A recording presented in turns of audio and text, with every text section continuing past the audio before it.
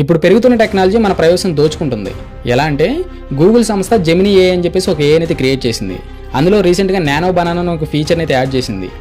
ఈ nano banana ఏంటంటే artificial intelligence image generating platform అన్నట్టు. అంటే మనం ఒక ప్రాంప్ట్ని ఇచ్చి ఒక మంచి ఫోటోని ఇస్తే దానికి తగ్గట్టుగా అంటే ప్రాంప్ట్కి తగ్గట్టుగా ఒక మంచి ఇమేజ్ అనేది క్రియేట్ చేసేస్తుంది. అచ్చం ఇక్కడ కనిపిస్తున్నట్టుగా కొన్ని ఇమేజెస్ని అయితే క్రియేట్ చేసేస్తుంది. సో ఇది ఇప్పుడు బాగా ట్రెండ్ అవుతుంది. చాలామంది సెలబ్రిటీస్ దీన్ని వాడుతున్నారు. సో ఈ ట్రెండ్ ఫాలో అవుతూనే ఒక అమ్మాయి ఏ ద్వారా ఒక ఇమేజ్ని అయితే క్రియేట్ చేయించింది. తన పర్సనల్ ఫొటోస్లో ఒక మంచి ఫోటోని ఇచ్చింది, దాని వెనకాల ఒక మంచి ప్రాంప్ట్ ఇచ్చింది. నానో బనానా ఏ కూడా మంచి ఇమేజ్ని క్రియేట్ చేసి ఇచ్చింది. ఇక్కడ కనిపిస్తుంది కదా, అదే ఇది. ఒక మంచి బ్లాక్ కలర్ ట్రాన్స్పరెంట్ శారీ, ఒక మంచి బ్యాక్గ్రౌండ్, వెనకాల లైటింగ్, షాడో, ఫేస్ మీద లైటింగ్, అంతా కూల్, చాలా బాగుంది. ఇక్కడ వరకు అంత హ్యాపీనే. కానీ ఒక సమస్య ఉంది. ఏ క్రియేట్ చేసిన ఫోటోలో తన లెఫ్ట్ హ్యాండ్ భుజం పైన ఒక పుట్టుమచ్చ ఉంది. అంటే ఇది నార్మల్గానో లేదా ఇమేజ్ బ్యూటీని పెంచడం కోసమో ఏ దాన్ని అలా క్రియేట్ చేయలేదు. నిజంగానే ఆ అమ్మాయి ఎడం భుజం పైన పుట్టుమచ్చ ఉంది. సో ఏకి పుట్టుమచ్చ గురించి ఎలా తెలిసింది? ఆ అమ్మాయి ఇచ్చిన ఫోటో ఇది. ఇక్కడ హ్యాండ్ పైన పుట్టుమచ్చ కనపడకుండా డ్రెస్తో బాగా కవర్ అయి ఉంది, పంజాబీ డ్రెస్లో ఉంది. కానీ ఏ పుట్టుమచ్చను చూసింది. హౌ? ఈ విషయం గురించి షాక్ అవుతూ అమ్మాయి ఒక వీడియో చేసి సోషల్ మీడియాలో షేర్ చేసింది. అసలు నా బాడీ మీద ఉన్న పుట్టుమచ్చ ఏకి ఎలా తెలిసిందని చెప్పేసి. అంటే ఏ మన బాడీని స్కాన్ చేయగలదా? ప్రస్తుతానికి అంత టెక్నాలజీ డెవలప్ అవ్వలేదు, కానీ ఫ్యూచర్లో వచ్చే అవకాశం ఉంది. అయితే ఈ పుట్టుమచ్చ గురించి ఏకి ఎలా తెలిసింది? అంతా మనం ఇచ్చిన ఇన్ఫర్మేషనే. మనం ఒక ఫోటో కానీ వీడియో కానీ తీసుకుని ఆత్రంగా వెళ్ళిపోయి ఫేస్బుక్లోను ఇన్స్టాగ్రామ్లోను అప్లోడ్ చేస్తాం. అప్లోడ్ చేసిన తర్వాత లైక్స్ గురించి వ్యూస్ గురించి ఆలోచిస్తాం తప్ప ఆ ఇన్ఫర్మేషన్ మొత్తం ఎక్కడ స్టోర్ అవుతుందని ఆలోచించాం. అసలు దాని గురించి పట్టించుకోం. మన ఫేస్బుక్, ఇన్స్టా డేటా కావచ్చు, అదర్ అప్లికేషన్స్ ఇన్ఫర్మేషన్ కావచ్చు, గూగుల్ హిస్టరీ కావచ్చు, అంతా వాటి సర్వీసులు సేవ్ చేయబడుతుంది.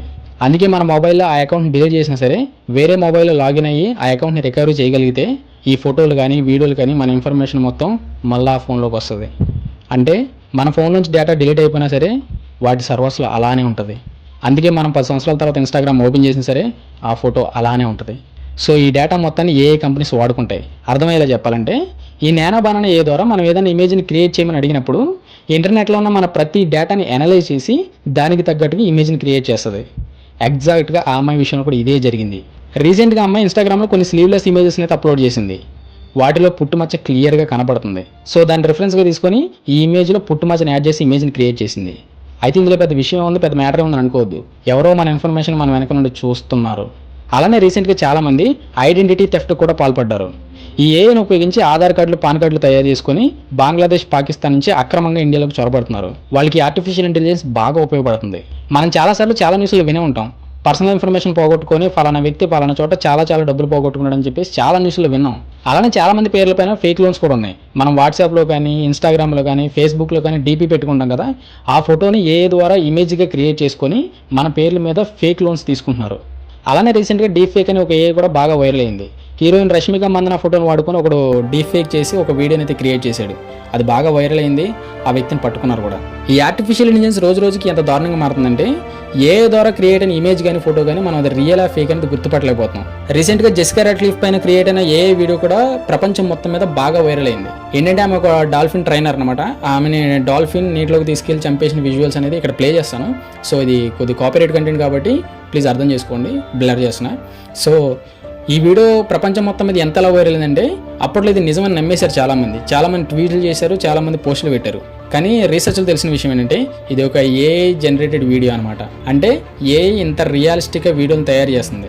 ఏఐని తయారు చేసే వాళ్ళు కూడా జనాల ఉపయోగం కోసమే తయారు చేస్తున్నారు. కానీ మనమే యూజ్లెస్గా వాడుతున్నాం, ఎస్పెషల్లీ ఇండియన్స్. ఏదైనా ఏఐ టూల్ క్రియేట్ చేయబడి సెలబ్రిటీస్ ద్వారా లేదంటే ఇన్ఫ్లుయెన్సర్స్ ద్వారా దాన్ని ప్రమోట్ చేసుకుంటారు. ఇన్స్టాగ్రామ్లో, ఫేస్బుక్లో వాళ్ళతో ఒక మంచి వీడియోని, ఫోటోలను క్రియేట్ చేయించుకొని వైరల్ చేసుకుంటారు. అలా వైరల్ అయిన వీడియోని కానీ ఇమేజ్ని కానీ చూసిన వెంటనే ఆత్రం ఆపుకోలే గెలిపి దాంట్లో వేలు పెట్టి కిలికేయాలి. కిలికిన తర్వాత ఏదన్నా అయ్యిద్ది.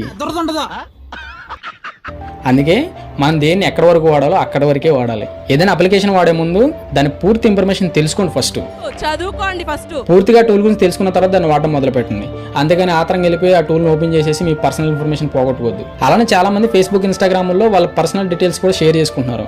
అంటే కొన్ని ఫోటోలు కావచ్చు, పర్సనల్ ఇన్ఫర్మేషన్ కావచ్చు, డే లైఫ్ గురించి కావచ్చు, ఇలా చాలా విషయాల్లో ఇన్స్టాగ్రామ్, సోషల్ మీడియా అనేది ఒక అడ్డాగా మారిపోయింది. పర్సనల్ ఇన్ఫర్మేషన్ సోషల్ మీడియాలో పెడుతున్నారు.